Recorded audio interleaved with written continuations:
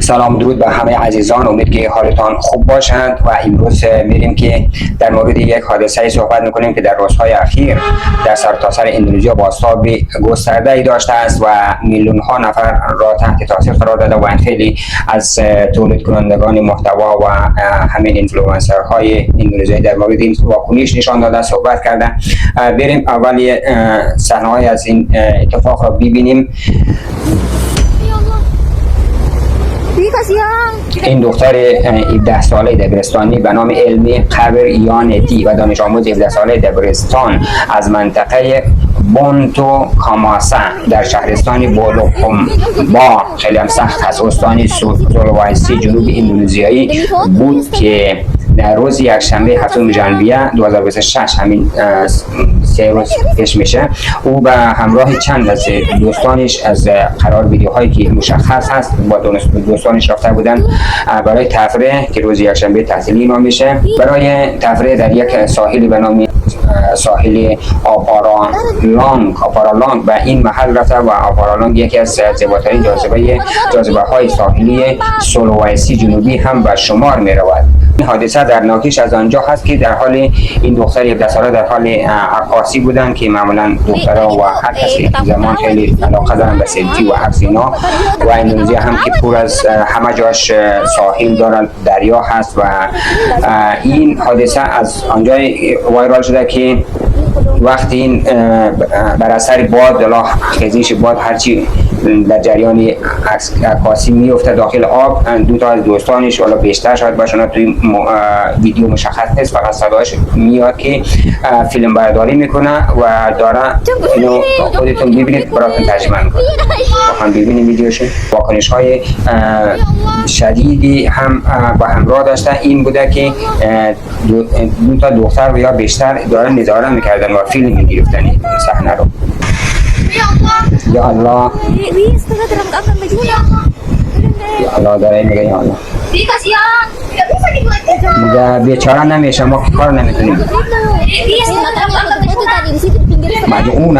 مجموعاً ما چیزی نداریم که کاری انجام بدیم.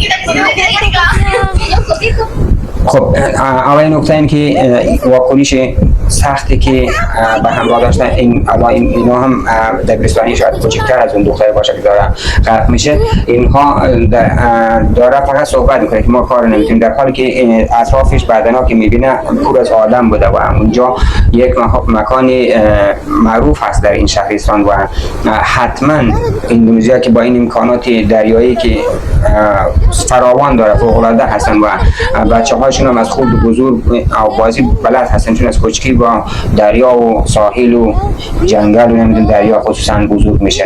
ادامهش ببینیم.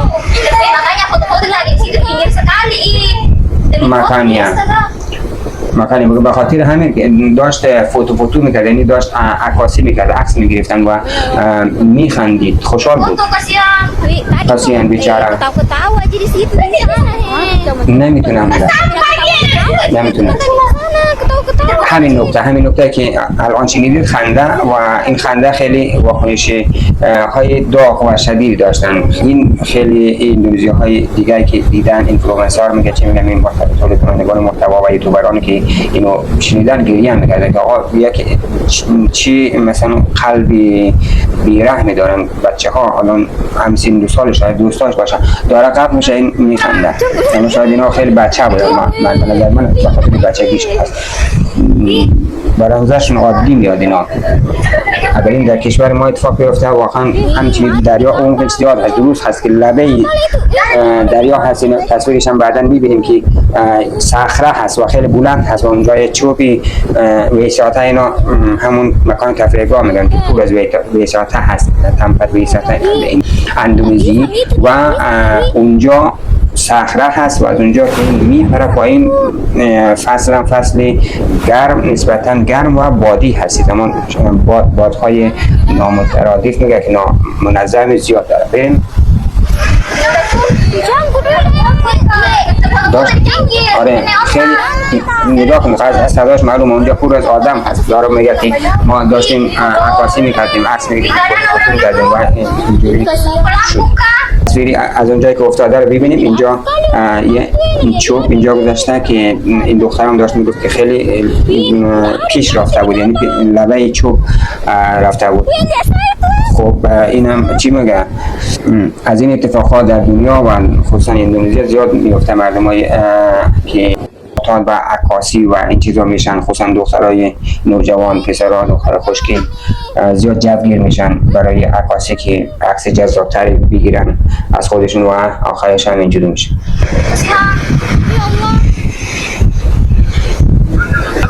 نکته مهم که الان متوجه هست، اول که شروع به شنا کرد دستشو بالا آورد، قشنگ علامت درخواست کمک کرد و یه صدای هم شنیده میشه توی ویدیو که حتما صدای درخواست کمک کردنی چیزی گفتن. و بچه ها فقط یه چیزی من اینجا بگم، در اندونزی خیلی معتادیت میگه، چی میگیم، حالت فیلمبرداری خیلی بالا هست. خیلی مردم علاقه دارن، حالا به خاطر فقر هست یا به خاطر هر چی هست، خیلی مردم هر اتفاق بیفته، یه نفر تصادف کنه، یه نفر در حال مرگ باشه، هر کس اولین چیزی که کاری که انجام میده واجب هست گوشش در میاره و شروع به فیلم برداری میکنه، ضبط صحنه میکنه و با هر کیفیتی باشه. اینا از بدترین صحنه از جنازه ها، حالا خط و قرمز های این سوشال میدیا ها هم رد میکنن. من تعجب میکنم و که فیسبوک و یوتیوب تیک تاک گیر نمیده، اینا مستقیم همه صحنه ها رو میگیرن.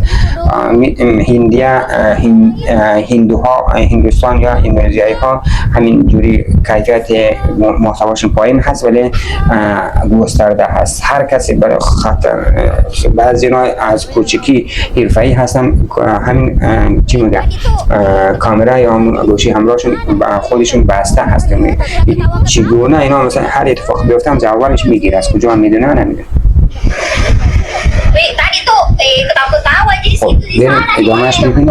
Iya udah biar ketawa-ketawa sih itu tadi di sana. دارم میگم داشت میخندید. خب مردم وقت عکاسی میکنن لبخند میزند معمولا که عکسش زیباتر بیاد. بنده خدا خیلی دردناک هست و اینکه دوستانش ناظر هستن دقایق آخر زندگی، اونم توی آب و مرگ داخل آب خیلی سخت هست. من خودم یک بار موردم، من خودم اینو تجربه کردم و نزدیک بود غرق بشم. وقتی نفس آدم گیر میکنه داخل آب بدترین حالت. تا اینجا داشت آب بازی میکرد، تا اینجا تکون میداد، ما صحبت کرد که لیفت داد و دیگه از حرکت مان. خودشون دارن میگه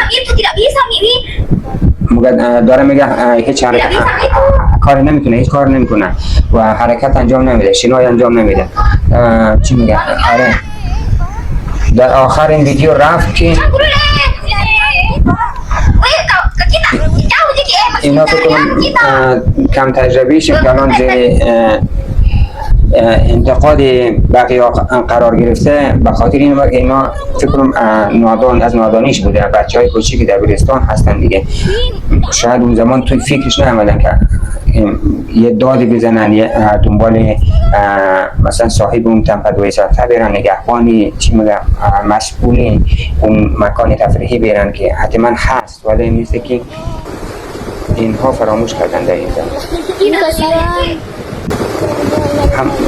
من شنیدیم بچه ها چی میگن، یه شهادتین هم براشون خون گفت اینا اله و اینا و این خیلی دردناک هست که ما با عنوان انسان یک کسی رو همینجوری مرگش رو شاهد باشیم نظارت کنیم و خیلی از حیوانات این اتفاق برای شوخ نمیده و حتما یه حرکت انجام میده، یه تلاش میکنه. به نظر من حتما این دوربر این مکان زیبا حتما اگر یا میدویدن سرصدام پده یه رسمونی یه چیزی پیدا میکردن و هر کدوم از اینا چی بسا که از کوچک بزرگ از اینا خودشون قواز میگن یا نجات دهنده یک کسی توی آب هستن و چون آب بازی و شنا رو بلد هستن. همین دختری که الان روی آب 20 متری افتاده چقدر تلاش کرد، چقدر آب بازی کرد، شنا کرد تا پیام بده به اینا که کمک میخوام، ولی متاسفانه اینا به گوششون نرفت.